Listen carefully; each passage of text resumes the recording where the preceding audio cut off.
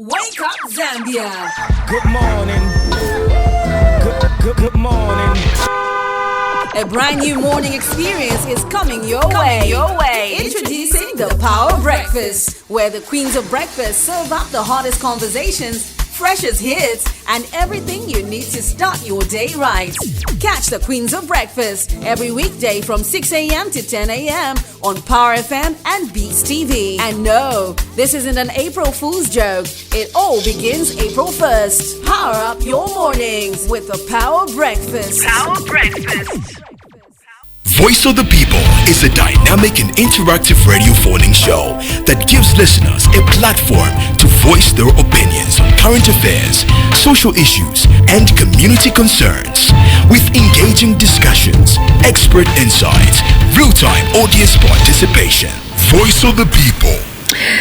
We are joined in the studio today by someone who has been very, very known on Facebook. He is a Zambian Facebook vlogger, a socialite, and a director of administration at Simmerson, a group of real estate development companies. And, well, I feel like we all fear his English, to be honest. I'm speaking on behalf of everyone because, you just don't know what to say in case you are ambushed. And what are you going to say? I'm one of those people who has been afraid because I don't know where to go, how to go about it, and what I'm supposed to do. I just want to say here, this on air. I've been telling my friends that I'm so scared of meeting you because I don't know in a way that I'm going to find you and my English bundles will expire and then I'll go viral and that's it. It's game over for me. Your English bundles will expire? Yes. I've never even heard of that. And that's it. And then I'll be blabbering. I don't know what I'm saying. Because, sometimes you can't do something and will. It's not as easy as ABCD, but then it's just been one of those things that has been at the back of my mind. But in the future, I knew we were going to have this conversation. And you can be part of the conversation. The number is 0979-192-485 or 0955-997-997. Joining us in the studio is the one and only Mr. Chitambala Simon Mwewa, known for the Simon Mwewa lane, the lane itself. And I have people asking me these questions like, Mr. Simon, the Simon Mwewa lane, have you been there? It's so, you have popularized it in a way that it feels like a surreal place where you go and say like, the Simon Mwewa lane, this is it? Interesting that you say that. First of all, thank you for inviting me. Well, it's such a pleasure to be here. I'm always very happy and inspired to come here, especially seeing what you guys have done. So proud of you. But I'm glad you say that about SML, Simon Mwewa. And the truth is, the inspiration behind that, believe it or not, was, if you've ever heard of the Beatles, there's a British band called the Beatles. Yes. And there's a famous album cover that shows them crossing a street called Abbey Road in England. Yes. Now, the moment that album hit, everybody knew where Abbey Road was. If you go to London today, or England, anywhere in England, ask anybody, where's Abbey Road? They will tell you. So the inspiration behind popularizing the street came from that. This was about 8-9 years ago. I thought to myself, I would love to make this street famous. Of course, it's in honor of my late father, who built Simmerson at a time when there were no real indigenous Zambian shopping centers, and of course that part of town. Simmerson opened business for that part of town. In those days, of course, you were not even born then. In those days, when you said you're going to Simmerson, you were actually saying you were going to like the industrial area. Yes. It was just considered like a far-flung. It was like the Wizard of Oz place, It was like Neverland, But over time, now it's become the main hub in the CBD. The CBD in the 70s and 80s was basically Cairo Road. Now it's that area, Lumumba Road, Simmerson, Kalushabwali Road. Oh my goodness. So now let's dive into this conversation. Street vending in Lusaka remains a crucial source of livelihoods for many individuals out there. They are marketeers, the people who are selling thrift known as Salaula, and those grappling unemployment as well as poverty. So despite government's initiative to establish formal markets, which they have built for them, a significant number of vendors continue to operate on the streets. So how would you describe the current state of street vending in Lusaka? Well, first of all, let me tell you that there are enough markets to absorb all the street vendors, especially in the CBD. You must remember that markets are not only designated to the CBD. There are markets in Kanyama, there are markets in Chanda, there are markets everywhere. Yes. The concept behind that was to localize commerce. It was, instead of people who live in Chanda, if they're looking for tomatoes or thrift, instead of driving all the way into town, because the markets are there, you simply use the market that is in your community. Yes. Now, in the CBD, unfortunately, there's this idea that the markets are inadequate. They're not. The reason you have street vending, two reasons. Number one, lack of regulation, lack of enforcement. There is a law that prohibits street vending. The reason street vending is prohibited is because it messes up the ecosystem of a community. Yes. Okay? It's very difficult for you to maintain cleanliness and order when people arbitrarily trade on the road. It slows down everything. Buses don't get through, cars don't get through. When cars don't get through and people are thronging the street, it increases and escalates crime. There are more pickpockets. It's a rollover effect that negatively that affects the community. So the reason street vending exists, even though it is prohibited, and I find it strange when I hear people say, no, that's their livelihood. But there's a law that prohibits it. It's like saying, I sell cocaine to feed my family. Well, it's against the law, you know, to do that. So the issue is there's this lack of enforcement, there's lack of regulation. Our people feel entitled to occupy the streets when they could easily occupy the markets. Now, let me tell you, there is a fallacy that has been spread systematically and very cunningly by our street vendors. The fallacy is there's no space in the markets. This is the only way that we can feed our families. I will tell you, that is a lie. That is a bold-faced lie. There's no such thing as there's no space in the market. The space is there. The street vendors, what they cunningly do, and they've been doing this for years, is that they're the ones that legally get the what do you call the offer letters to trade in the market. But what they do is that they sublet the space so that they can go and trade on the street. When they sublet their spaces, now remember, these are government markets. Yes. A government market is heavily subsidized. Okay, you don't pay the commercial rates. I'll give you an example of City Market. City Market, the only thing you pay there, once you are the bona fide, legitimate offer letter owner of a space in the market, you only pay 3 kwacha per day, $3 a day, 3 kwacha per day to trade. 3 coins. In a stall, a stand. Okay, stall, S-T-A-L-L. Now, you as the owner, because you want double tobela, you turn around and you sublet that space for maybe 1,000, even 2,000 kwacha. All you're paying as the legal owner of that stand, you're only paying 3 kwacha a day to the council. Everything else over and above what you've charged your tenant, okay, because you've subletted, is yours. And then you, because you still want to trade, you go out onto the street. There's nothing wrong with being an entrepreneur, but there's everything wrong with cheating the system and then creating a false a crisis where you say, I'm on the street because there's no space in the market. When you fully know you do have space in the market, you have an offer letter, but you have subletted your space for a rent that you collect every single month, but at the same time, you want to trade on the street. Now, that exacerbates the situation. And what the street vendors do is that they use this ploy to manipulate politicians these are politicians that in their minds they're thinking of voting. But the truth is, it's manipulation. The facts on the ground are that the subletting is what causes people to trade on the street. Now, when you trade on the street, you are disenfranchising, you are disadvantaging your friends that are actually in the market. Because people, you and I, we prefer the path of least resistance.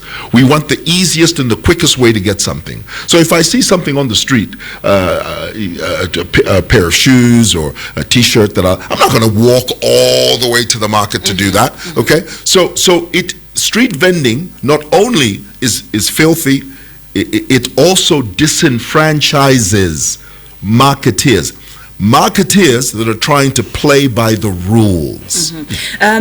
We have seen street vending in other countries. Let me give an example, like China.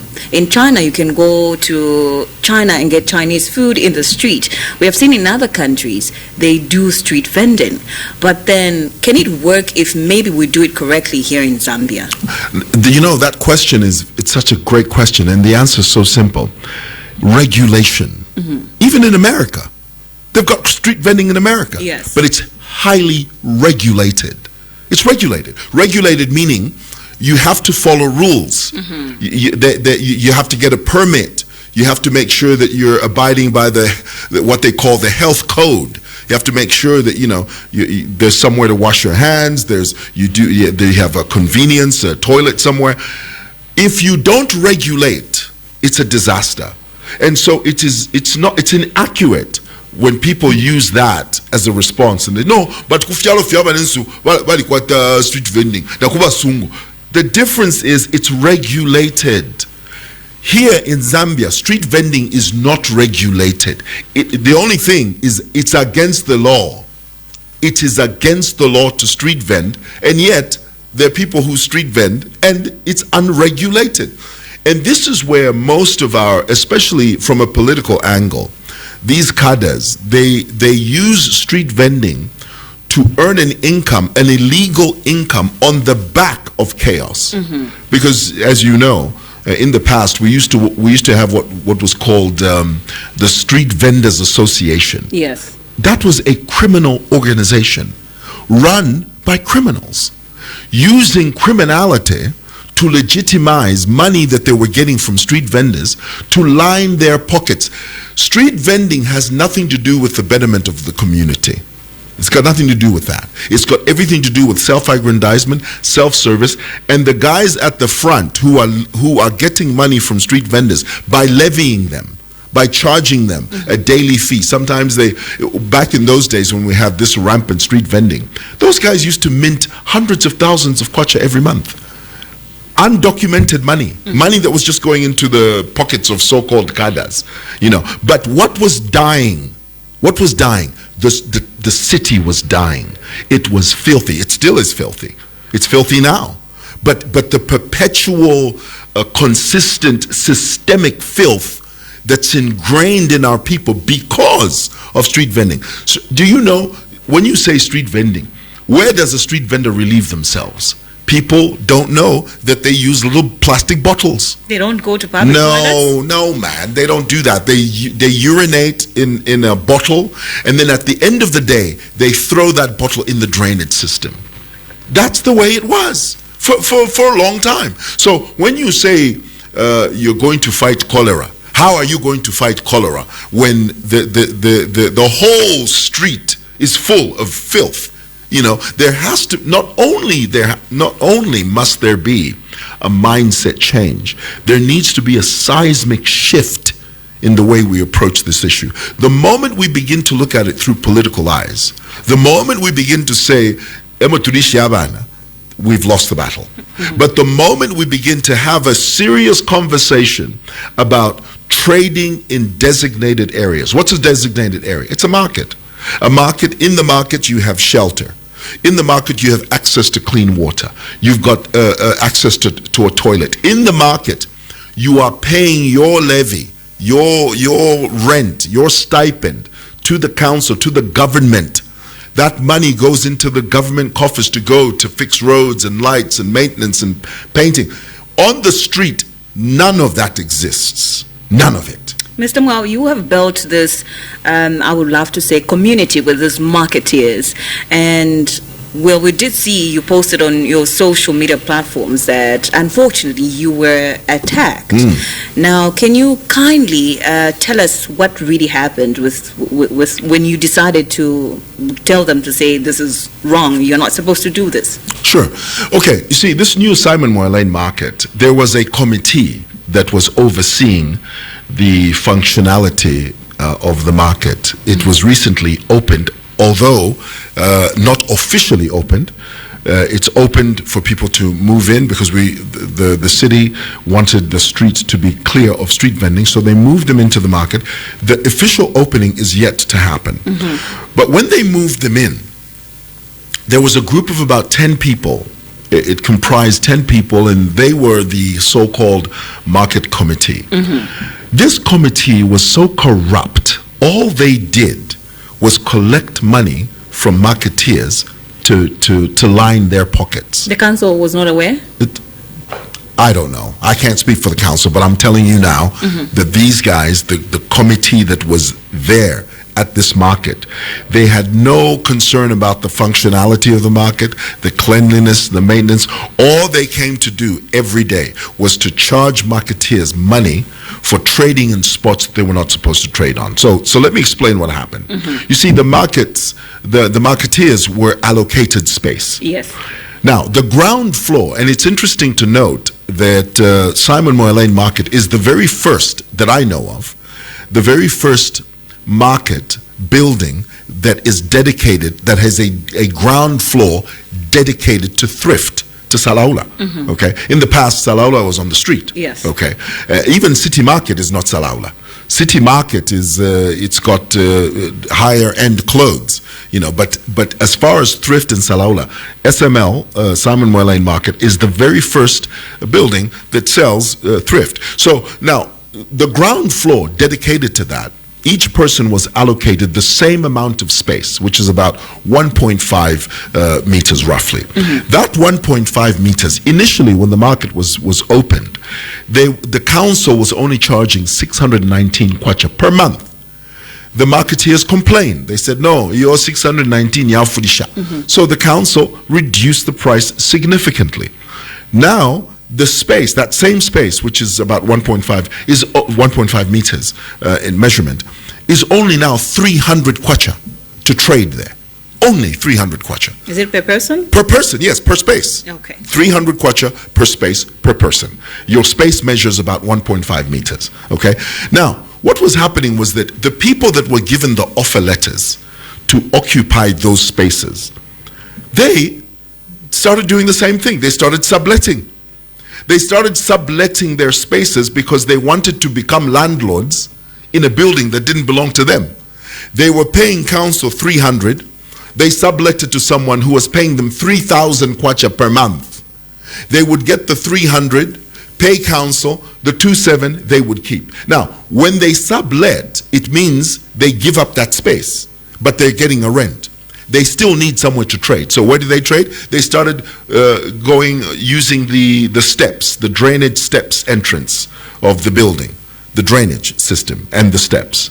Now, that spot is not supposed to be used for trading because when it rains, what are you going to do? You're going to start pitching tents in a building? Because that was where we were headed.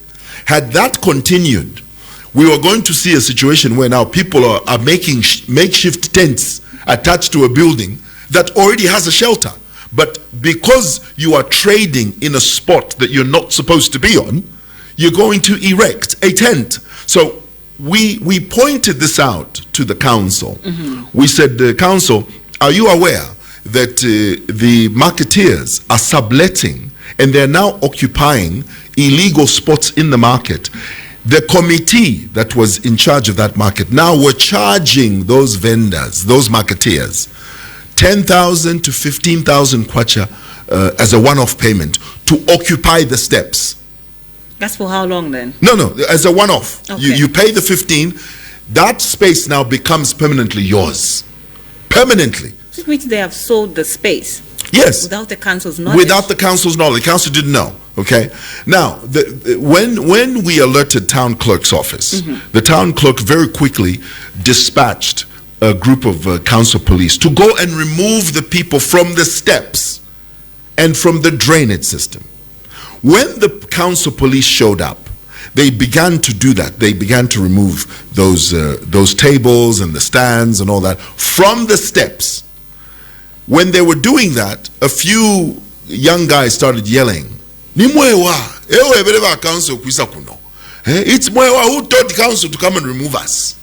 Now, when they started talking like that, you know, they became riotous, you know, and they saw me because I was there, and the moment they saw me, I became their target. As far as they were concerned, I was the reason they were being removed from the steps. You didn't even do anything. Well, what I did was I told the council that, look, you can't, but even if I was the one, the truth is they're not supposed to be trading there. Yes. Now, what this exposed was the corruption in these markets, the rampant systemic corruption. And it is a fallacy when marketeers begin to say there's no space in the market. There's no space because you've subletted your space and you're now trading on the street. In this case, in Simon Moore Lane Market, you sublet your space and then now you're trading on the steps. And then when you are told that you can't trade on the steps and council police are called to remove you, who do you blame? Mwewa is the reason we are being removed here. Because I remember when they were stoning and throwing and punching me, they were saying this. They were saying, "Tivutika you diera yo tivutika. Tivutika. Uvutika chani. Ma stands vanampasa. Ma offer letters vanampasa. But you subletted them. When you sublet, you now start trading in an illegal spot." Now, let me explain to you why it's important for people not to trade on the steps and the drainage system. Please go ahead. Yeah, the reason is you crowd the market unnecessarily. That area, those spaces, the steps, the walkways, because even the gates, just the gates, papa kuingira pale, muno fochibemba, pa kuingira fe pa gates pale, bali shenchende ba that corrupt committee. They were selling.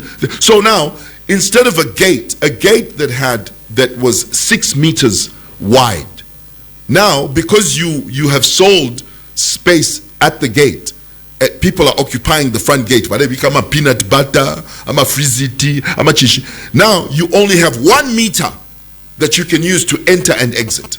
But how can they sell space and the council is unknowledgeable about it? Yeah, that's a good question. That's a good question. That is a very good question. I would love the council to answer that question.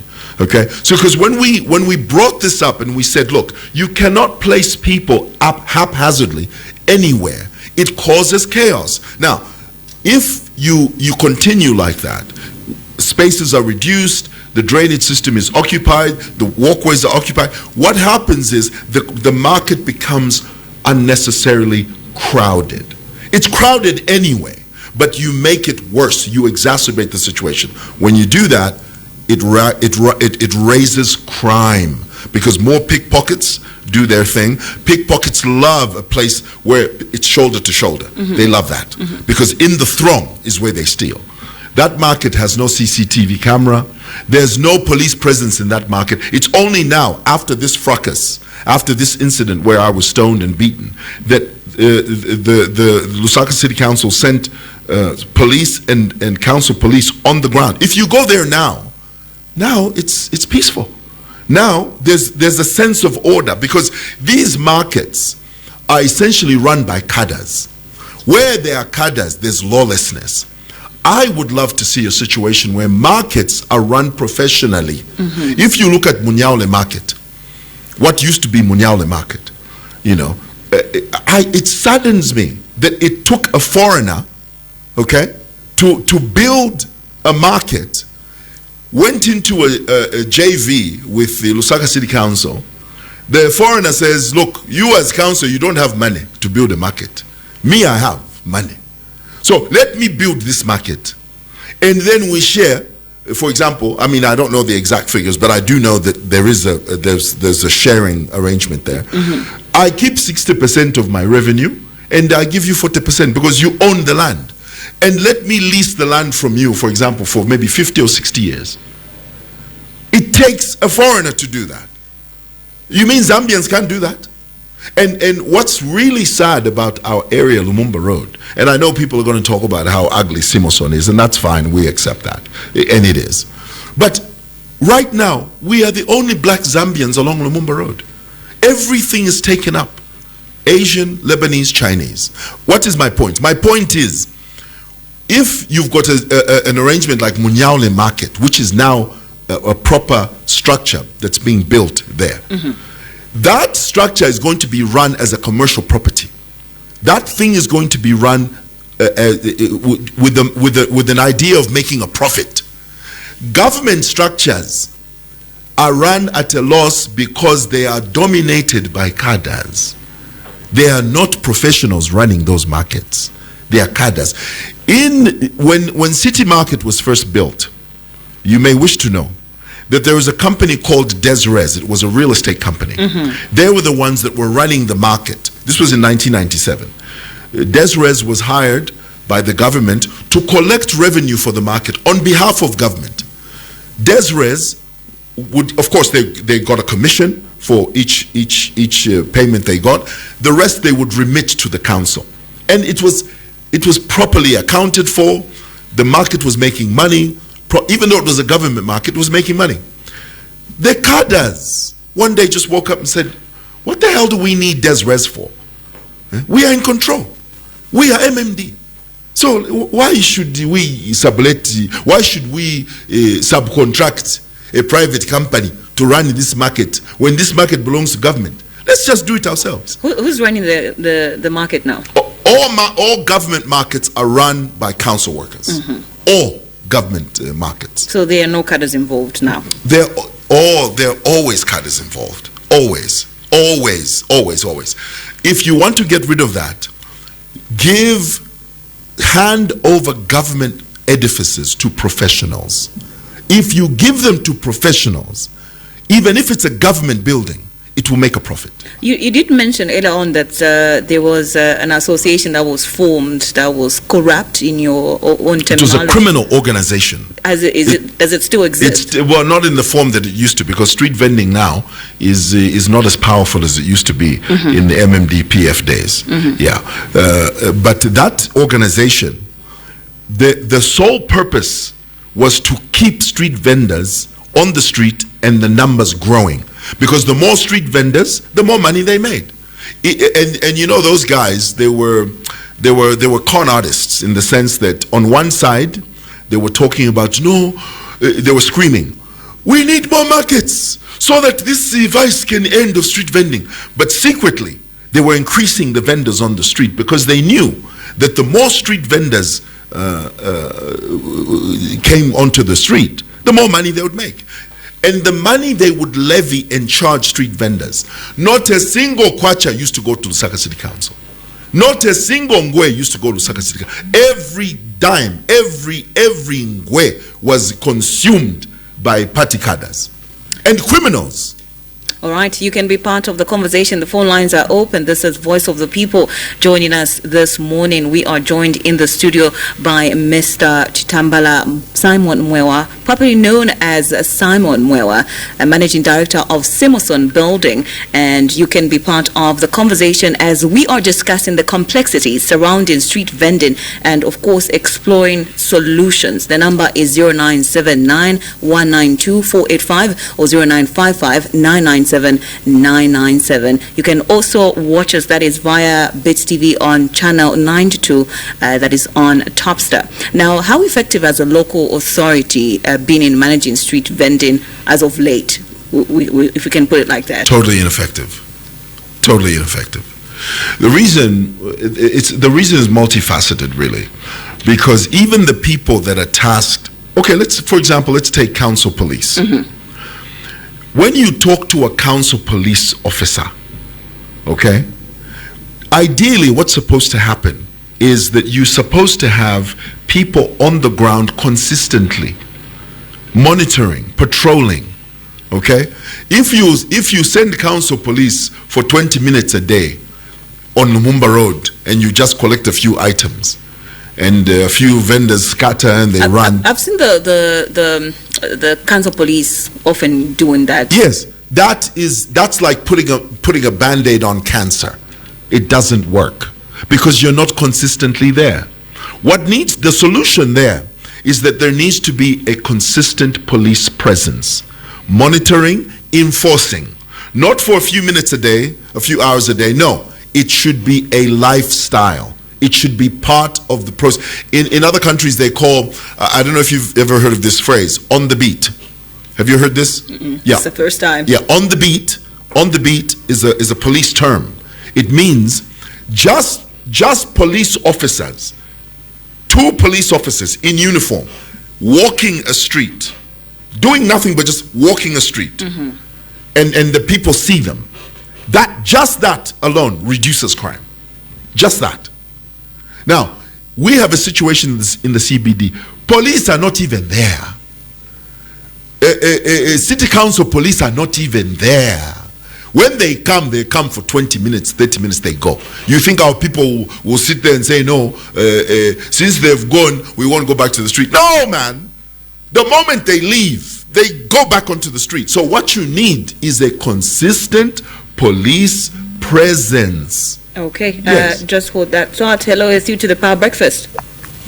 Tunufe wino na imo mulishani. No. Muba nani amletumina kwisa. Never Moses, let me kusaka. Okay, ba Moses, go ahead with the contribution.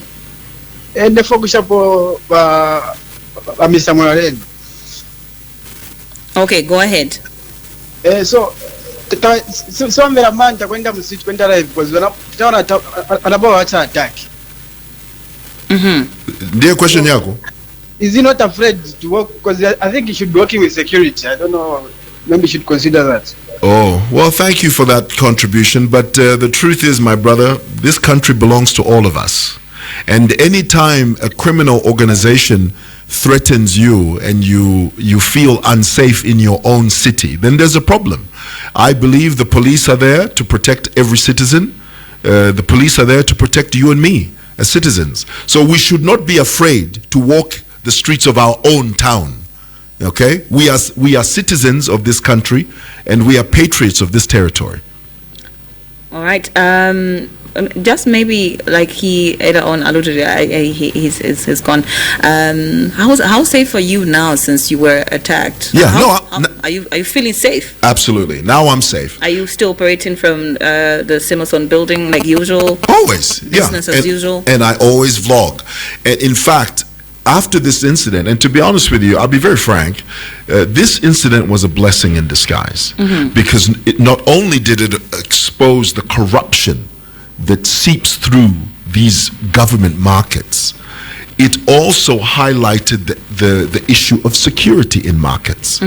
Because the reason that happened, where a citizen, not just me, any citizen, didn't have to be Mwewa, the reason people attacked a person is because there was no police presence. If there was police presence, that would not have happened. But there's no police presence.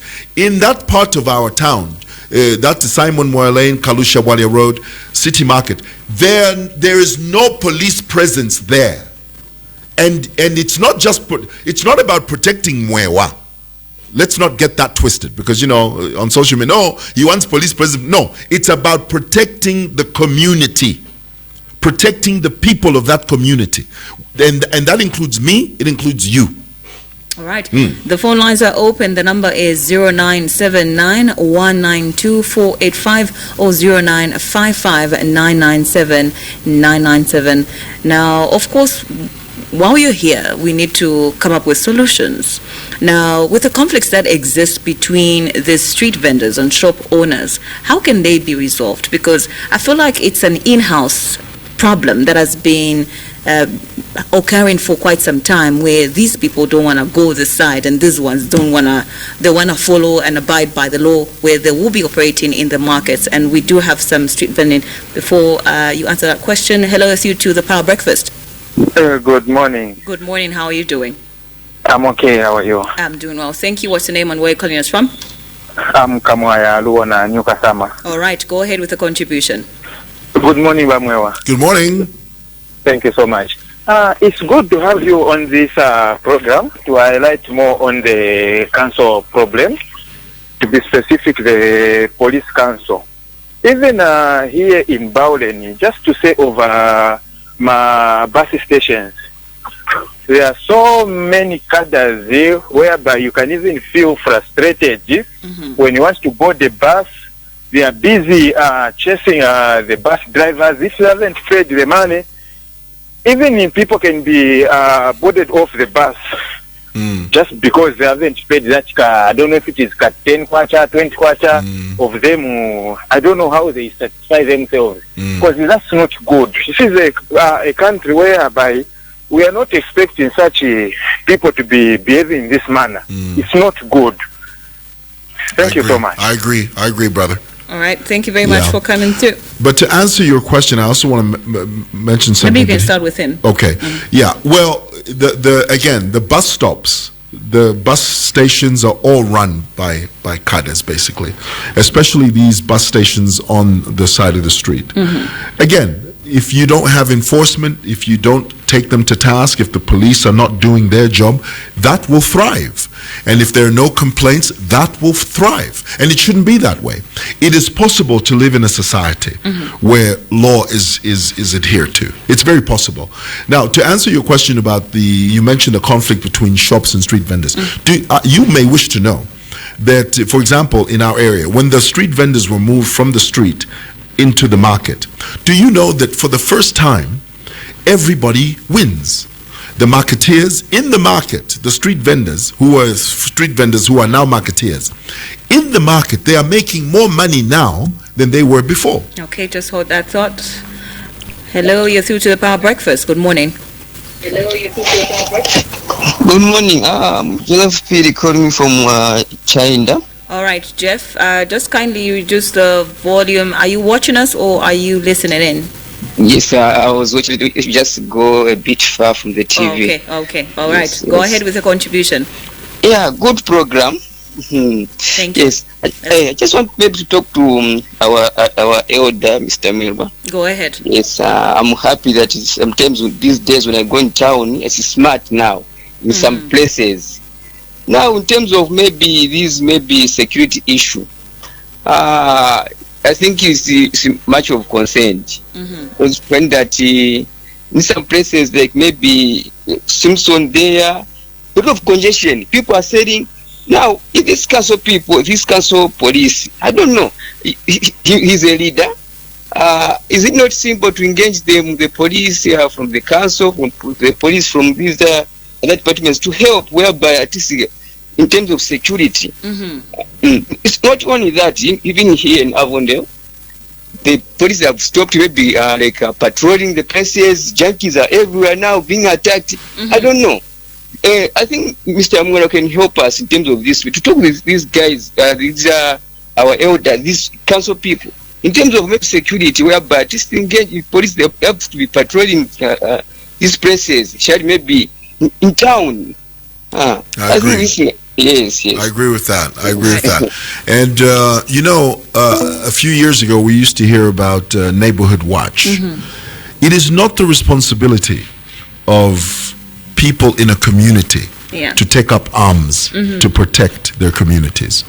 The police are there. And that's why the police works with the community. But the community should not be at the forefront.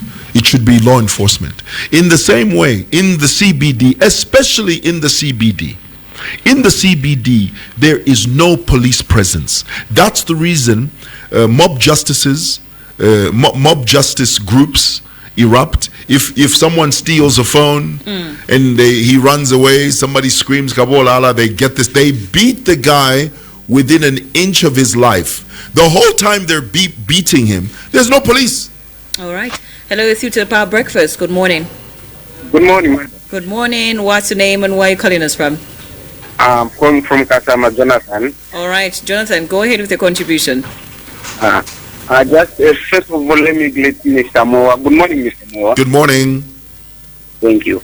I just want to hope on the issue of these cadres. Like us here in Kasam, I've got many challenges whereby even cadres, they start working like the way other they were working. I'm a UPN member, like I'm a UPN member with the Henry and Voda, whereby these guys, the way they are behaving, they are not behaving well. We can find that they even stop going to their work. They are even doing something in whereby you can find when you want to enter in a bus, like what others say, they can even stopping you to no, don't enter in this bus, go in this one, whereby they know that this bus is an opposition, like you know what bus party, like even but the fact is that government, let's work on this. Let's work on this. They are ruling us. It's government who ruling us, and then we have 10 lives to do what we want and what we don't want. But they want to rule us as if they are government. What's going on? Government, let's work on it. All right. Thank you very much Thank for you. coming through. Thank you. So there is a consensus there saying that cadres are out there. Yeah, they are. Now, let me make the distinction. Cadres still exist, but they don't exist at the level that they did in the PF. Okay, let's Yes. just pick up another Yes. call before I explain. Hello, it's you to the Power Breakfast. Good morning. Good morning, Power FM. Good morning. How are you doing today? Tatila on the line within Lusaka. All right. Tatila, go ahead with the contribution. Good morning, Mr. Chitambala. Good morning. Yes, first and foremost, we must agree that the population in Lusaka, it is growing. And no matter how we sensitize the people, the number of people, congestion in the market, disorder, this is likely to happen in any market.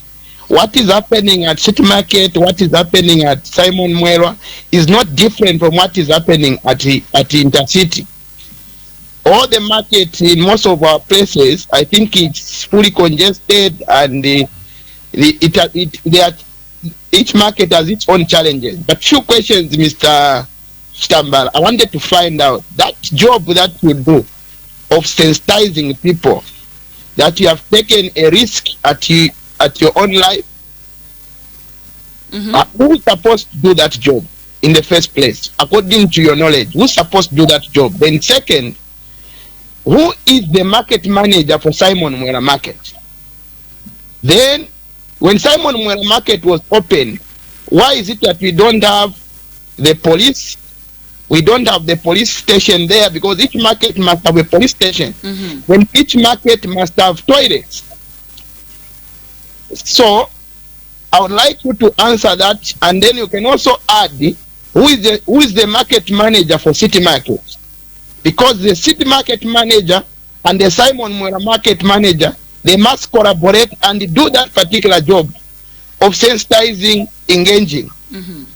But don't forget to answer who is supposed to do that job that you are actually doing, because you are risking your life more, especially as we go toward the election. Thank you so much. Thank you very much, Tatila, for coming. Thank you. To answer your question, yes, the people that are supposed to do the job that I do is council and the police and council police. Council police are supposed to be the regulators. Council police are supposed to come in and make sure that people are trading in the right places, that they are not taking advantage of chaos. It is the job of the council to do that. We as stakeholders in that community, when that is lacking, when the council is not doing that, that's why we do it. Is because we are stakeholders. We are invested in that community. The reason we are passionate about what we do is because we're invested there. Okay, number one, that's to answer the first question. The second question: who's the manager of Simon Mwewa Lane? The guy that used to manage Munyaule. Okay, sorry to cut you off short. Hello, you're through to the Power Breakfast. Good morning. Good morning, how are you? Fine, thank you. How are you doing? I'm doing great. Good morning, Mr. Sambala. Good morning. This is Mapoma Malego calling from Zimaruni. Yes, sir. So for me, my first question would be, maybe not a question, but I think sometimes in sensitization, if like a person does that, we educate our marketeers to say, taking him off the street, it's not like you can straight out. We just want you to follow the right procedure so that you can, trade in a very conducive environment. Like, according to my knowledge, we recently opened the Sakala market. So have we done enough sensitization to the marketeers so that the right understanding of him to say what you're trying to do is for their good and not for your own good? Because at the end of the day, you might be thinking they just don't want to move into the market, but in Shanshi, that our technology on the benefit of moving into a market. Secondly, I feel, for me personally, I feel like Amaka does, for them to have like the audacity or the authority or the power to come into a market and start controlling it. It means there's someone who are pushing and you've got right to do that. So what are we doing to, make sure that those cadres are not taking charge of the market? Thank you. Right. Thank you. Okay, the first thing that he pointed out, sensitization. You see, the role of the committee, because markets are run by committees. Yes. Okay, these public markets, they're different from commercial buildings. Like for example, at Simoson doesn't have a committee. It's got a power structure and organizational structure. But in the markets, it's a committee. The committee that was there before, they were not concerned about sensitizing the vendors. They were not concerned about having a functional market. They were not concerned about making sure that all the lights are working, making sure the water is running, making sure that they have fire extinguishers in every corridor, making sure that they sensitize the marketeers on how to conduct themselves in that market. None of that was being done. What the committee was doing was spending their whole day getting money from the marketeers. That's all. Okay. Hello, you are through to the Power Breakfast. Good morning. Morning. Wabuka shani. Wabuka fe bwino na mwabuka shani uko? Wabuka fe bwino. Ba Simon Mwewa mdara wesumulisha ni mdara. Mkwai. Bwino. My name is Sylvester in Kabata. Okay.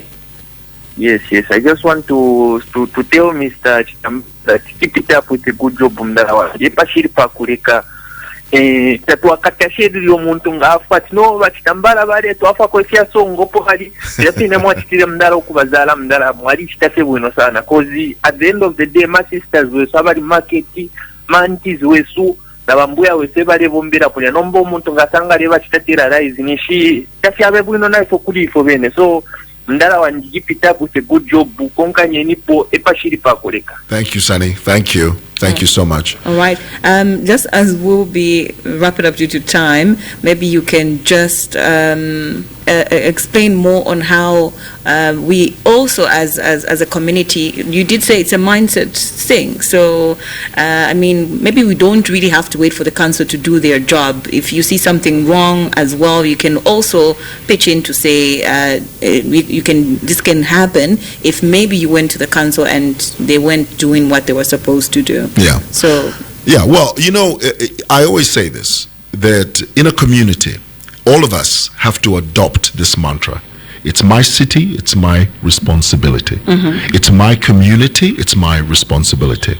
If we adopt that mindset, then there's a chance that we can sort of move forward, no pun intended, move ahead. But as long as everything is self-centered, as long as I'm okay, you're okay, you do your thing, not my circus, not my monkeys. Yeah, it's not my circus. I love that one. That's a good one. I'm going to be using that. That's it. I've stolen it. It's not my circus. It's not my monkey. That is wrong. We should all have this corporate responsibility, this collective, not corporate, collective responsibility.